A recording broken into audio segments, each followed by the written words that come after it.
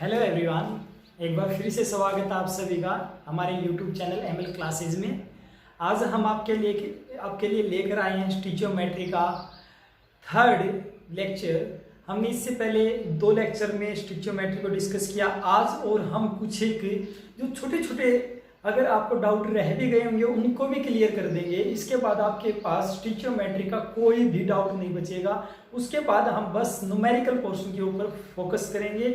तो आज अपने पास हम शुरुआत करते हैं एक बार फिर से स्टिचियोमेट्री के बारे में। देखिए, अगर मैं स्टिचियोमेट्री की बात करता हूँ, हमने पहले पढ़ा था कि कोई आपके पास रिएक्शन हो रही है, केमिकल रिएक्शन हो रही है। केमिकल रिएक्शन में कितने मोल्स बने, कितने मोल्स आपने रिएक्टेंट लिए, कितने प्रोडक्ट में लिए, कितने बने, कितना ग्राम लिया, ठीक है, वो सब चीज़ें हमने डिस्कस किया। अब आज फिर एक बार थोड़ी सी फिर से हम उसी चीज़ को थोड़ा सा उठा के चलेंगे। उसके बाद हम आगे के टॉपिक पर चलेंगे, फिर हम देखते हैं किस प्रकार से होता है। तो अगर बच्चों मैं आपसे बात करूं, हालांकि मैंने पहले भी डिस्कस किया, एक बार फिर से अगर मैं आपसे बात करूं कि केमिकल रिएक्शन क्या होती है, तो पहला मेरा आपसे क्वेश्चन है कि केमिकल रिएक्शन क्या होती है। ठीक है, आपसे अगर कोई पूछ दे व्हाट इज केमिकल रिएक्शन, आप कहोगे सर कोई रिएक्टेंट है वो प्रोडक्ट में कन्वर्ट हो जाता है, ठीक है, उसको केमिकल रिएक्शन बोलेंगे। जो केमिकली बॉन्ड टूटते हैं, बनते हैं, ऐसे सब कुछ बोलो। हाँ ठीक भी है भाई, आप जो बोल रहे हो ठीक भी बोल रहे हो, पक्का। अगर कोई आपके पास, अगर मैं केमिकल रिएक्शन की बात करता हूँ बेटा, अगर मैं केमिकल रिएक्शन की बात करता हूँ तो केमिकल रिएक्शन रियल में होता भी यही है कि आपके पास जो ओल्ड बॉन्ड होते हैं,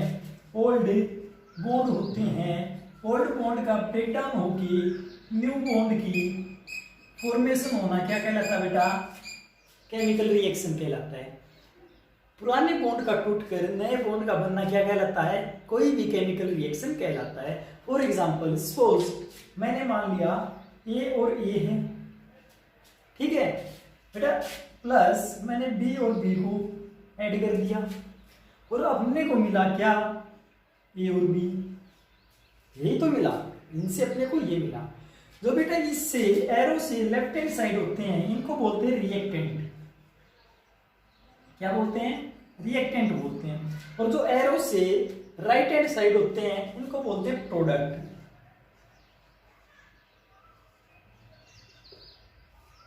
आई होप आपको समझ में आ गया होगा। हमने क्या किया कि हमने देखा कि यहां से मैंने ऊपर डेफिनेशन में, अगर मैं इसकी डेफिनेशन की बात करूं केमिकल रिएक्शन की, मैंने कहा कि ओल्ड बॉन्ड का टूट कर नए बॉन्ड की फॉर्मेशन होना क्या कहलाता है, केमिकल रिएक्शन कहलाता है। तो देखना यहां पर क्या हुआ, यहां से ए और ए मतलब रिएक्टेंट का ए और ए का बॉन्ड टूटा और बी का बॉन्ड टूटा, और अपने पास यहां पर प्रोडक्ट के केस में न्यू बॉन्ड फॉर्म हो गया।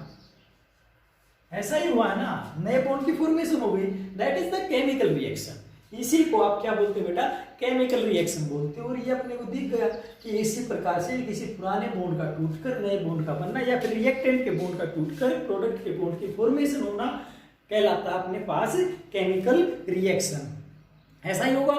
एग्जाम्पल के तौर पर आप क्या लोगे, एग्जाम्पल आप बहुत सारे आपके पास अमोनिया का एग्जाम्पल ले सकते हो, HCl का एग्जाम्पल ले सकते हो, कोई भी एग्जाम्पल ले सकते हो। मान लिया अपने पास कौन सा एग्जाम्पल ले, सिंपल सा ले एग्जाम्पल, कौन सा ले, देखते हैं, चलिए मान लेते हैं ऐसा एग्जाम्पल, हाइड्रोजन और हाइड्रोजन प्लस क्लोरीन और क्लोरीन ले लेते हैं, ठीक है, और यहां से H और Cl मिल गया। अब यहां से हुआ क्या, ये हाइड्रोजन का बॉन्ड टूटा, ये क्लोरीन का बॉन्ड टूटा और ये बॉन्ड की फॉर्मेशन होगी, that is the chemical reaction. इसी को बेटा क्या बोलते हैं, केमिकल रिएक्शन। कि ओल्ड बॉन्ड का ब्रेक होके न्यू बॉन्ड की फॉर्मेशन होना अपने पास क्या कहलाता है, केमिकल रिएक्शन। कोई डाउट? अब देखिए आपको ध्यान है, आपने 9th में 10th में एक लॉ पढ़ा था, ध्यान हो तो, कौन सा लॉ, सर बताओगे तभी तो हम बताएंगे कौन सा लॉ, है ना। कौन सा लॉ पढ़ा था बेटा, आपने पढ़ा था law of conservation of mass. कौन सा पढ़ा था, law of conservation of mass.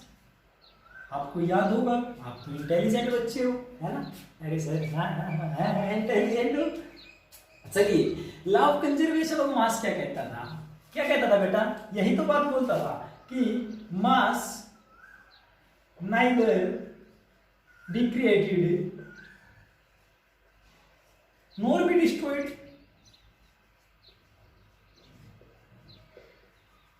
ऐसा ही हुआ था ना, नॉर बी डिस्ट्रॉयड, कि फॉर ए केमिकल रिएक्शन, ये भी लिख लीजिए, for a chemical reaction, for a CR class representative है मॉनिटर, नहीं मॉनिटर नहीं, केमिकल रिएक्शन, केमिकल रिएक्शन की बात करते हैं हम।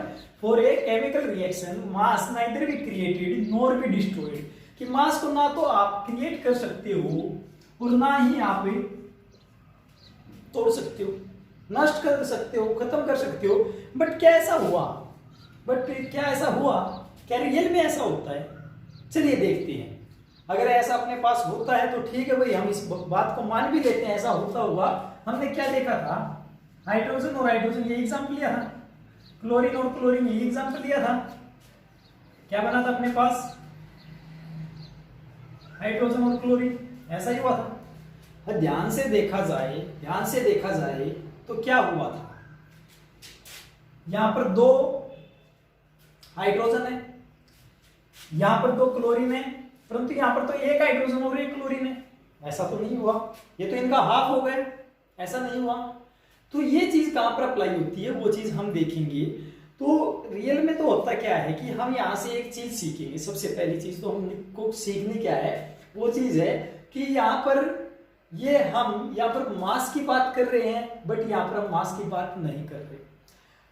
मास की बात भी करेंगे, कैसे करेंगे वो चीज देखते हैं। उससे पहले मैं एक छोटी सी बात आपको बता देता हूं। अगर मैं इसी एग्जाम्पल को लेता हूं, आपको क्या देखना है? आप देखिए इसमें क्या लिख सकते हो, H2 प्लस Cl2 और HCl, ये लिख सकते हो या नहीं बेटा? देखिए लिख सकते हो या नहीं लिख सकते? इस चीज को लिख सकते हो ना, आप इसको लिख सकते हो इस तरह से। चलिए हमने मान लिया ऐसा, आपने केमिकल रिएक्शन में ऐसा पढ़ा होगा। क्या ये चीज सेटिस्फाई करती है इस चीज को? लॉ ऑफ केमिकल जो आपके पास कंजर्वेशन ऑफ मास था, क्या ये सेटिस्फाई हो रहा है? ठीक है, यहां से हमने देखा नहीं हो रहा, क्योंकि वहां पर 2 हाइड्रोजन थे, 2 क्लोरीन थे, यहाँ पर 1 HCl बना, ये तो नहीं हुआ। फिर कैसे होता है? इसके लिए अपने को करना क्या है वो चीज हम देखते हैं। चलिए देखते हैं, इस चीज को मैं आगे चलिए समझाऊंगा ऐसा क्यों हुआ। चलिए फिर भी हम एक चीज मान लेते हैं। मान लिया इसके अलावा हम कोई एग्जांपल लेते हैं। हमने H2 प्लस O2 और हमने H2O बना दिया। सर अगर हाइड्रोजन के मिलने से और किसके मिलने से, ऑक्सीजन के मिलने से पानी पानी बन जाता है, तो इस धरती पर तो पानी पानी हो जाता है। ऐसा ही होता ना, हाइड्रोजन भी है इन्वायरमेंट में और क्या है, ऑक्सीजन भी है। सर पानी क्यों नहीं बनता? अरे क्यों नहीं बनता बेटा? ये इतने अमाउंट में नहीं है कि वो पानी को बना सके। हैं मॉलिक्यूल्स हैं बट दूर दूर हैं, वे इतने रिएक्ट नहीं करते साथ में, इसीलिए वो पानी नहीं बनता। अदरवाइज कोई ज्यादा अमाउंट में हो जाए और नजदीक नजदीक आ जाए तो क्या होता, वे आपस में रिएक्ट कर जाते और पानी बन भी जाता, बट ऐसा नहीं होता। अब देखिए, अब बेटा इसको क्या बोलते हैं कि अब इनको पहले तो बैलेंस करना जरूरी होता है। क्या करना? बैलेंस। आपको बैलेंस करना जरूरी है। बैलेंस करने के लिए क्या देखना है? आपको ये देखना है जो रिएक्टेंट साइड है, मैंने बताया था एरो से, जो इस तरफ के जो मॉलिक्यूल्स होते हैं उनको क्या बोलते हैं? रिएक्टेंट, और जो इस तरफ के मॉलिक्यूल होते हैं उनको क्या बोलते हैं? प्रोडक्ट। अब कहोगे सर इनको मॉलिक्यूल क्यों बोला? बेटा एटम प्लस एटम क्या बनता है? मॉलिक्यूल बनता है। एक हाइड्रोजन का एटम था प्लस दूसरा हाइड्रोजन का एटम, 2 एटम से क्या बनता है? एक मॉलिक्यूल बनता है। ठीक है, कुछ एक बच्चे बोलेंगे सर ये तो बिल्कुल आसान सी बात थी भाई, कुछ ऐसे भी तो हो सकते हैं जिसको नहीं पता इस बात का। तो यहाँ पर मॉलिक्यूल की बात कर लेता हूं मैं, यहाँ पर भी मॉलिक्यूल की बात कर लेता हूँ, और यहाँ पर भी क्या बन रहा है अपने पास? मॉलिक्यूल की फॉर्मेशन हो रखी है। अब इसको बैलेंस करना है। बैलेंस करने के लिए आपको क्या देखना है? जितने एटम्स इस तरफ हैं, जितने एटम्स इस तरफ हैं, उतने एटम्स इस तरफ होने चाहिए। जितने एटम लेफ्ट हैंड साइड हैं उतने एटम राइट हैंड साइड होने चाहिए, एरो से। अब हमने देखा हाइड्रोजन के यहाँ पर 2 एटम हैं, यहाँ पर हाइड्रोजन के 2 एटम हैं, परंतु यहाँ पर ऑक्सीजन का एक एटम और यहाँ पर ऑक्सीजन के कितने हैं, 2 एटम है। तो क्यों ना मैं इसको डबल कर लूं, इसको डबल कर लूं, डबल कर लेता हूं तो मेरे पास ऑक्सीजन कंप्लीट हो जाता है और हाइड्रोजन कितना हो जाता है, ये 2 इससे मल्टीप्लाई हो जाता तो 4 हो जाते हैं यहाँ पर, और 4 हो जाते हैं तो यहाँ पर कितना है, यहाँ पर तो 2 है, तो मैं इसको क्या कर देता हूँ 2 से मल्टीप्लाई कर देता हूँ, बैलेंस हो गई। दूसरा भी तरीका हो सकता है इसको बैलेंस करने के लिए, हो सकता था कोई इस प्रकार से बैलेंस कर दे इसको, कैसे बैलेंस कर दे, इस तरह से कर देता है, यहाँ पर 2 हाइड्रोजन है, यहाँ पर भी 2 है, यहाँ पर 1 ऑक्सीजन है, यहाँ पर 2 है, कोई ऐसा भी कर सकता था, ऐसा हो सकता था। इसी को क्या बोलते हैं, अगर आप इस तरह से क्या करते हैं सोल्व करते हो, भाई अलग अलग बच्चे हैं, अलग अलग माइंड है, वो किसी भी प्रकार से उसको बैलेंस कर सकते हैं, तो बैलेंस करने में कोई प्रॉब्लम नहीं है। आपको बात समझ में आई, इस तरह से कोई इक्वेशन बैलेंस होती है। अब बोलोगे सर हम तो स्टिचियोमेट्री पढ़ रहे थे, आप बैलेंसिंग के बारे में बता रहे हो।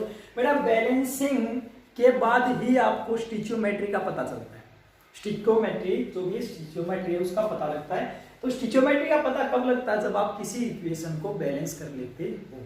बिना बैलेंस किए आप स्टिचियोमेट्री नहीं निकाल सकते, उसके बारे में नहीं बता सकते, ठीक है, कोई डाउट नहीं है। इसी प्रकार से अगर मैं और भी एग्जाम्पल की बात कर लूं, और एग्जाम्पल ले लेते हैं 2 और एग्जाम्पल ले लेते हैं, कैसे, मान लिया अपने पास N2 प्लस H2 हमने NH3 बना लिया, क्या बना लिया बेटा, N2 प्लस H2 NH3 बना लिया, तो क्या बोलोगे आप, N2 यहाँ पर कितने नाइट्रोजन है 1, यहाँ पर कितने हैं 2, बैलेंस करना, बैलेंस करना, यहाँ पर हाइड्रोजन कितने हैं 2, यहाँ पर कितने हैं 3।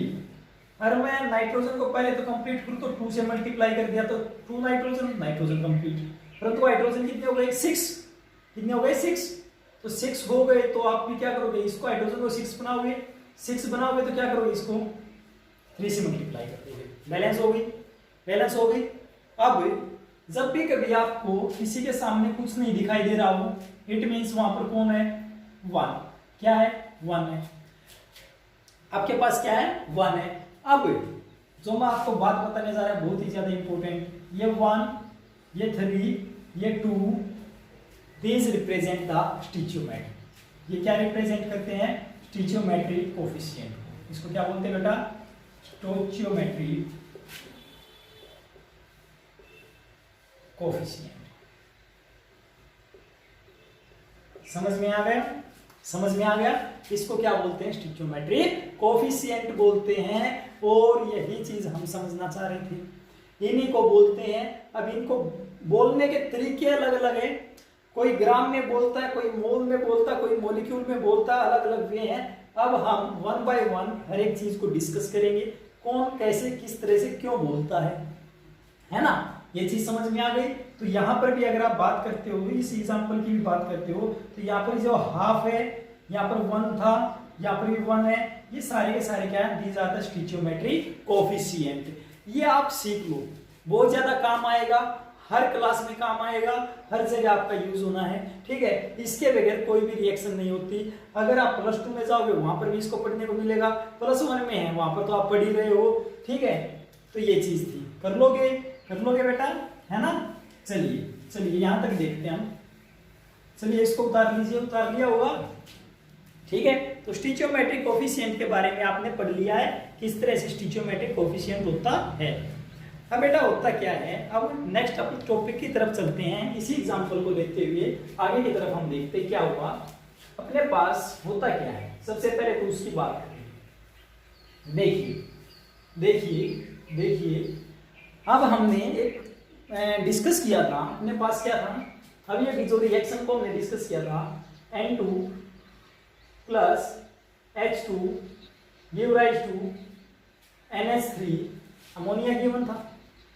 अब हमने फिर इसको बैलेंस किया था, बैलेंस करने के लिए पहले तो इसको 2 से मल्टीप्लाई कर दिया था और इसको हमने 3 से मल्टीप्लाई कर दिया था। Now that is the balance equation, that is the balance equation. अब लिखने के लिए बेटा इसको कैसे लिखते हो, अब लिखने के लिए कैसे लिखते हो, देखिए एक एटम और दूसरे एटम ने मिलकर क्या बनाया, मॉलिक्यूल। एटम और एटम मिलकर क्या बना रहे हैं, मॉलिक्यूल। पता है कई बार बच्चे ये बोल देते हैं कि सर आपने इसको इससे मल्टीप्लाई कर दिया, ये मल्टीप्लाई कैसे होता है? देखिए ये जो 3 है ये इसके साथ हाइड्रोजन के साथ है और यहाँ पर 2 हाइड्रोजन है और ये डायरेक्ट इससे मल्टीप्लाई हो गया, 3 मल्टीप्लाई 2 तो इट मीन 6 हो गया। यहाँ पर एक दो बच्चों का और क्वेश्चन था कि सर हम कोई रिएक्शन मान लीजिए, इसी के ऊपर बात करेंगे उससे पहले H2 प्लस O2 अपने को H2 मिलता है। कई बार बच्चे कहते हैं सर हम इसको बैलेंस करने के लिए क्या करते हैं, ऐसा क्यों ना कर दें कि यहाँ पर भी H2 और यहाँ पर भी O2 है, यहाँ पर भी O2 बना दें, H2O2 सर बराबर तो हो गया, इसमें क्या प्रॉब्लम हुई? अरे भाई प्रॉब्लम है इसमें क्योंकि यहाँ पर जो अब ये कंपाउंड बना दिया ना आपने, जो ये मॉलिक्यूल बना दिया ये गलत बना दिया। अपने को पानी बनाना था, आपने यहाँ पर हाइड्रोजन पेरोक्साइड बना दिया है ना, तो वो चीज नहीं बनानी, ऐसा आपको काम नहीं करना है। ठीक है, जो अपने को गिवन है हमें उसी के ऊपर काम करना है। ठीक है, तो बेटा मैं यहां से मॉलिक्यूल से मैं एक चीज बोल सकता हूं, इसके सामने 1 था तो मैं यहां पर एक चीज बोलूं 1 मॉलिक्यूल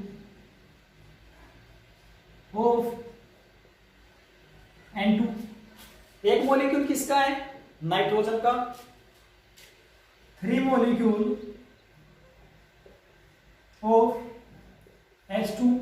3 मॉलिक्यूल किसके हैं? हाइड्रोजन के। 2 मॉलिक्यूल ऑफ NH3। 3 मॉलिक्यूल बेटा किसके हैं? अमोनिया के। आप क्या कहोगे बोलने में, एक मॉलिक्यूल नाइट्रोजन से और 3 मॉलिक्यूल हाइड्रोजन से, आपके पास 2 मॉलिक्यूल क्या बनते हैं? अमोनिया बनते हैं। एक फिर से सुनना क्या कहा मैंने, एक मॉलिक्यूल नाइट्रोजन से, 3 मॉलिक्यूल हाइड्रोजन से, 2 मॉलिक्यूल अमोनिया बनते हैं। ठीक है, इसका ये मतलब है, इसका ये मतलब है। कोई डाउट? कोई डाउट? समझ में आ गया? इस प्रकार से आप अगर आपको कोई केमिकल इक्वेशन दे रखी है, उस केमिकल इक्वेशन को आप मॉलिक्यूल्स में लिख सकते हो। दूसरी चीज, अगर आपको ये चीज पता लग रही है तो आप यहाँ पर एक बात और बोलोगे, आप सिंपल सी थ्योरी एक और लगा सकते हो। यहां पर नाइट्रोजन के कितने मॉलिक्यूल थे? एक। यहां पर एक मॉलिक्यूल था, एक मॉलिक्यूल था नाइट्रोजन का, N2 का एक मॉलिक्यूल है, N2 का एक मॉलिक्यूल है, H2 के 3 मॉलिक्यूल हैं, अमोनिया के 2 मॉलिक्यूल हैं। अगर मैं इसका डबल कर दूं तो 2N2 हो गया। मैं ये बात बोल सकता हूं इसका कि 2 मॉलिक्यूल of N2 और 6 molecule of H2 अपने को क्या देंगे? 4 molecule of NH3 दे सकते हैं। बेटा बात समझ में आई? मैंने इसको डबल किया बस, अपने को यह पता लग गया जब एक मॉलिक्यूल नाइट्रोजन के और 3 मॉलिक्यूल हाइड्रोजन से अपने पास 2 मॉलिक्यूल अमोनिया बन रहा है, तो मैं ये बात बोल सकता हूं कि 2 मॉलिक्यूल नाइट्रोजन से, 6 मॉलिक्यूल हाइड्रोजन से अपने पास 4 मॉलिक्यूल अमोनिया बनेगी। बोल सकते हैं। इसमें कौन सी, ये तो रेशियो ही है। अगर इतने में इतना बनता तो इसका डबल में डबल बनेगा ना, वही चीज हमने किया। तो हम ये बात बोल सकते हैं, इस प्रकार से हम ये चीज को रिप्रेजेंट कर सकते हैं। ठीक है, आगे चल के अगर मैं बात कर लेता हूं, अब आपको एक चीज पता है कि आपने पढ़ा होगा, सुना भी होगा, 10th क्लास में ही पढ़ा था कि आपके पास बेटा जो एवोगैड्रो नंबर होता है, क्या होता है? एवोगैड्रो नंबर होता है, वो किसके बराबर होता है? एवोगैड्रो नंबर होता है वो आपका 6.023 इंटू 10⁻23 के बराबर होता है। एवोगैड्रो नंबर आपने पढ़ा था, एवोगैड्रो नंबर यही होता है 6.023 इंटू 10⁻23 पढ़ा था आपने। ठीक है, आपने एक चीज और पढ़ी थी कि आपके पास 1 mole is equal to, Avogadro number को आप किससे रिप्रेजेंट करते हो? Na। Na मीन्स 1 मोल किसके बराबर होता है? एवोगैड्रो नंबर के बराबर होता है। मीन्स 1 मोल किसके बराबर होता है? 6.023 इंटू 10⁻23 के बराबर होता है। ये बात इंपॉर्टेंट है बेटा, ये बात आपको ध्यान रखनी है, आपने 10th में भी पढ़ा था। ठीक है, अब भी ये चीज बता रहे हैं। तो एक एवोगैड्रो में 6.023 × 10⁻23 होते हैं। इसी प्रकार से 1 मोल कितने के बराबर होता है? एवोगैड्रो नंबर के बराबर होता है, जो कि अपना होता है 6.023 × 10⁻23 के बराबर होता है। कोई डाउट नहीं है? चलिए, अब हमने क्या पढ़ा? अब हमने एक चीज पढ़ी है बेटा कि अपने पास एक मोलिक्यूल N2 से, 3 मोलिक्यूल H2 से, 2 मोलिक्यूल अमोनिया बन रही है। तो हमें यहाँ पर एक बात बोल सकते हैं, यहाँ पर हम बोलना क्या चाहते हैं कि भाई अपने पास एवोगैड्रो नंबर की बात करता हूं। एक NaCl एवोगैड्रो नंबर से, यहाँ पर एक मॉलिक्यूल था, यहाँ पर एवोगैड्रो नंबर था। मैं एक एवोगैड्रो मॉलिक्यूल में ऑफ N2 से और 3 एवोगैड्रो नंबर मॉलिक्यूल हाइड्रोजन से 2 एवोगैड्रो नंबर मॉलिक्यूल अमोनिया बनते हैं। ये बात बेटा मैं बोल सकता हूं या नहीं? मैंने वही चीज लिखी है कि अपने पास एक मोल कितने के बराबर होता है? एवोगैड्रो नंबर के बराबर होता है। एवोगैड्रो नंबर कितना होता है? 6.023 × 10⁻23 होता है। तो मैंने वही चीज लिखी है कि एक एवोगैड्रो नंबर में नाइट्रोजन के, 3 एवोगैड्रो नंबर किसके? हाइड्रोजन के, H2 के से क्या बनता है? 2 Avogadro number of nitrogen molecules बनके तैयार होते हैं। कोई डाउट बोल सकते हो आप? इस तरह से आप ये बात बोल सकते हो। इसके अलावा अगर यहाँ पर एवोगैड्रो नंबर है तो आप बेटा ये भी बात बोल सकते हो 1 मोल से किसके? N2 के, और 3 मोल किसके बेटा? H2 के। क्या मिलता है आपको? 2 मोल किसके मिलते हैं? NH3 के मिलते हैं। ऐसा ही कुछ हुआ है, ऐसा ही हुआ ना, क्योंकि एवोगैड्रो नंबर किसके बराबर था? 1 मोल के। तो अब से आप एक बात को ध्यान रखना, आप मॉलिक्यूल ना बोलकर मोल ही बोलोगे, क्योंकि मॉलिक्यूल एक छोटी सी टर्म है जिसको कैलकुलेट करना बहुत मुश्किल है, बट मोल को आप कैलकुलेट कर सकते हो। कैलकुलेट कैसे करते हो वो आगे हम चल के कभी पढ़ेंगे, बट इतना ध्यान रखो कि ये एक बड़ी अमाउंट होती है जिसको आप इजीली कैलकुलेट कर सकते हैं। इसलिए अब मॉलिक्यूल ना बोलकर हम क्या बोलते हैं? मोल्स बोलते हैं कि 1 मोल N2 से और 3 मोल H2 से 2 मोल किसके बनते हैं? NH3 की फॉर्मेशन होती है। समझ में आ गया आपको? ठीक है, कर लोगे या नहीं? ठीक है, इसको उतारिए बेटा, इसको उतारिए। यही बात अब आपको हमेशा ही बोलनी है कि 1 मोल N2 से, 3 मोल H2 से, 2 मोल किसके बनते हैं? अमोनिया के बनते हैं। ये चीज आपको ध्यान रखनी है। ठीक है, चलिए, ठीक बन रही है, ठीक है, अच्छी वीडियो बन रही है। ठीक है, कर लोगे? आगे चले, मिटा दें? चलिए ठीक है, ये हमने इसको मिटा दिया। अब अपने को क्या मिला? देखिए, चलिए अब मैं एक चीज बोलता हूं आपको। अभी हमने जो भी एग्जांपल लिया, अब हम और भी ऐसे एग्जांपल देख सकते हैं। जैसे कि मैंने हाइड्रोजन का एग्जांपल लिया था, ठीक है। हमने किसका लिया था? हमने तो पढ़ा था कि H2 plus O2 give rise to H2O, यही पढ़ा था। बैलेंस करना पहले तो अपने को, ऑक्सीजन कितने हैं? 1, यहाँ पर कितने हैं? 2, तो मैं इसको 2 से मल्टीप्लाई कर दूं, हो गए। हाइड्रोजन कितने हैं? 4, यहाँ पर कितने हैं? 2, इसको 2 से मल्टीप्लाई कर दूं, हो गए। कोई डाउट नहीं है?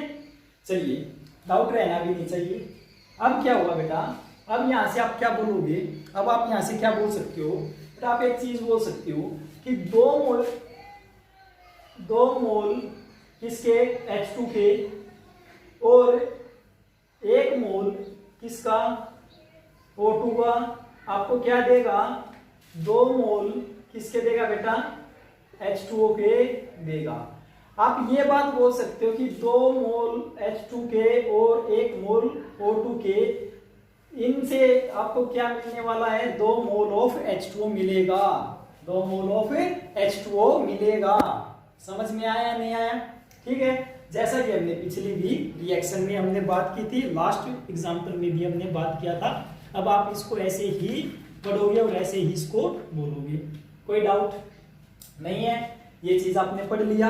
अब सबसे जो इंपॉर्टेंट टॉपिक है, सबसे मोस्ट इंपॉर्टेंट टॉपिक है, जिसकी बात मैंने फर्स्ट लेक्चर में भी की थी कि हम बेटा पढ़ेंगे एवोगैड्रो नंबर को, हम पढ़ेंगे कि इतने मॉलिक्यूल्स में कितनी क्या चीज बनती है, हम पढ़ेंगे कितने ग्राम में कितनी क्वांटिटी बनती है, वो चीज हम देखेंगे। हम law of conservation of mass को भी देखेंगे कि मास कितने से मिलके कितना बनता है और कितना, ठीक है, कितना अपने को प्रोडक्ट में बनता है, तो वो चीज भी देखेंगे। वो चीज अब क्लियर होगी आपके लास्ट इस पोर्शन से, जो कि अब हम करने जा रहे हैं। बहुत ही ज्यादा इंपॉर्टेंट टॉपिक है, बहुत ही ज्यादा इंपॉर्टेंट है, ठीक है, उसको आप ध्यान से समझना। चलिए देखते हैं कैसे उसको सोल्व करेंगे बेटा जी, चलिए देखते हैं बेटा। अब अपने पास मान लिया हम वही अपना जाना पहचाना तंदुरुस्त, ठीक है, कौन सा एग्जांपल लेते हैं, अमोनिया का एग्जांपल लेते हैं, वही है ना, N2 प्लस H2 क्या मिला था बेटा आपको, NH3 मिला था। इसको बैलेंस किया तो क्या हुआ था अपने पास, हाइड्रोजन 2 थे, यहाँ पर 3 थे, यहाँ पर नाइट्रोजन 2 है, यहाँ पर कितने 1 है, इसको 2 से मल्टीप्लाई किया था, 2NH3 हो गया, यहाँ पर 2 नाइट्रोजन, यहाँ पर कितने हाइड्रोजन, यहाँ पर हाइड्रोजन कितने हैं 2 है, यहाँ पर कितने हैं 6 हैं, इसलिए मैं इसको भी 3 से मल्टीप्लाई कर लेता हूँ। बैलेंस हो गई इक्वेशन, बैलेंस हो गई या नहीं हो गई, ठीक है। अब आप स्टिचियोमेट्री को सबसे पहले मोल्स की फॉर्म में लिखते हो बेटा, मोल्स पे हम ऑलरेडी 2 लेक्चर बना चुके हैं, तो stoichiometry in form of moles, in terms of moles, ठीक है बेटा। इसको कैसे लिखेंगे बेटा, हम इसको लिखने के लिए मैं एक चीज लिख दूं, 1 मोल ऑफ N2 और 3 मोल ऑफ H2 अपने को क्या देते हैं, 2 मोल ऑफ NH3 देंगे। ये हो जाएगा, ये चीज होगी कि 1 मोल नाइट्रोजन से N2 से, 3 मोल हाइड्रोजन के से, अपने को 2 मोल किसके मिलेंगे, अमोनिया के मिलेंगे। कर लोगे, ये चीज हो गई। अगर मैं इसी इक्वेशन को, इस केमिकल इक्वेशन को बेटा जी, इसी केमिकल इक्वेशन को अगर मैं टर्म में लिखता हूं क्वांटिटी की, इसी इक्वेशन को मैं क्वांटिटी की टर्म में लिखता हूं, ठीक है, तो स्टिचियोमेट्री इन टर्म ऑफ किसमें, क्वांटिटी, ठीक है बेटा, किसके टर्म में, क्वांटिटी के टर्म में लिखता हूं। तो बेटा जी क्या करना पड़ेगा, अपने को देखना पड़ेगा क्या चीज चल रही है। अगर मैं क्वांटिटी की टर्म में लिखता हूं तो कैसे लिखूंगा, क्वांटिटी की टर्म में लिखने के लिए बेटा आपको क्या करना पड़ेगा, अपने पास कितनी क्वांटिटी थी, एवोगैड्रो नंबर की क्वांटिटी थी, एवोगैड्रो नंबर की क्वांटिटी थी, तो हम एवोगैड्रो नंबर को डिस्कस करेंगे बेटा जी। एवोगैड्रो नंबर को डिस्कस करेंगे तो उसी के बेस पर हम इसको लिखेंगे। एवोगैड्रो नंबर में क्या था, ठीक है, वही चीज हम यहां पर लिखेंगे, ठीक है। तो कैसे लिखेंगे, Na molecule, Avogadro number, molecule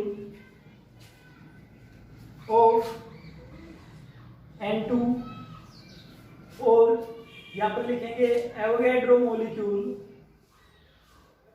of H2, ये लिख लें, ठीक हो गया। तो अपने को क्या मिलेगा, Na मॉलिक्यूल ऑफ NH3 मिलेगा, ठीक है, इतनी बात समझ में आई।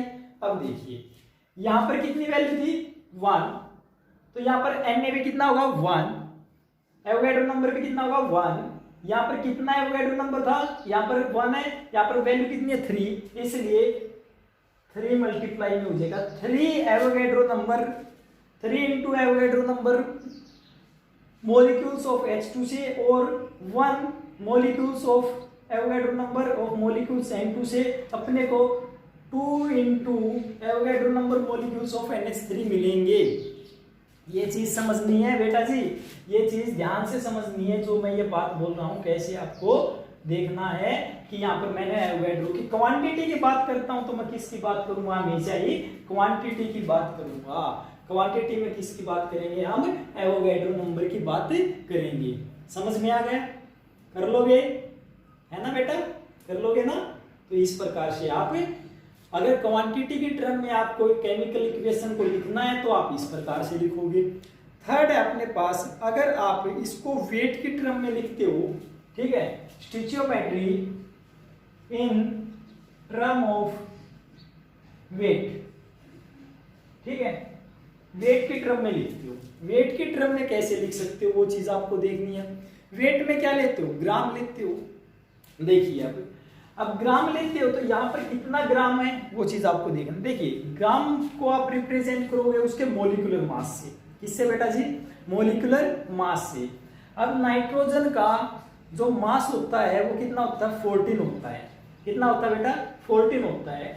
इसका एटॉमिक नंबर बेटा होता है 7 और मास नंबर होता है 14। और कितने नाइट्रोजन है, 2 है। कितने नाइट्रोजन है बेटा, 2 है। तो 2 का कितना हो गया, 28। तो मैं एक बात लिख लूं, 28 ग्राम ऑफ नाइट्रोजन,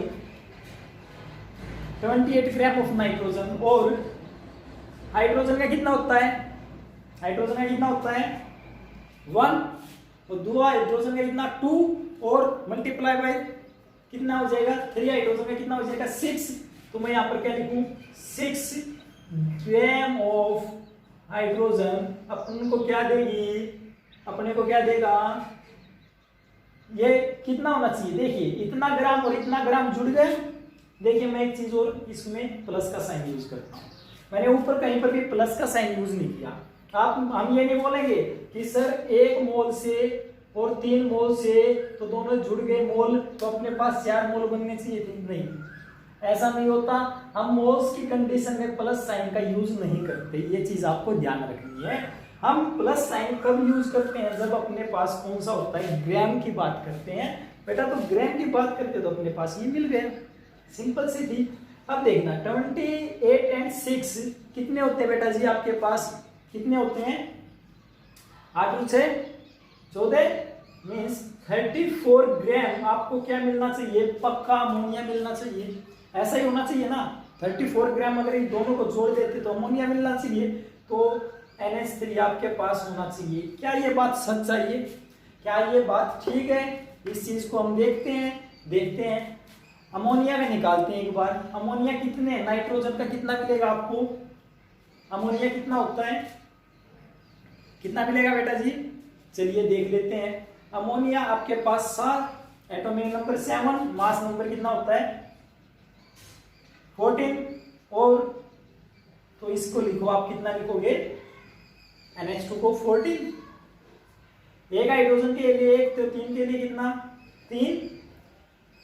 परंतु यहां पर आपने देखा कितने से मल्टीप्लाई है, 2 से मल्टीप्लाई है। तो multiply by 2 and multiply by 2 कितना मिला अपने को 28 एंड 6।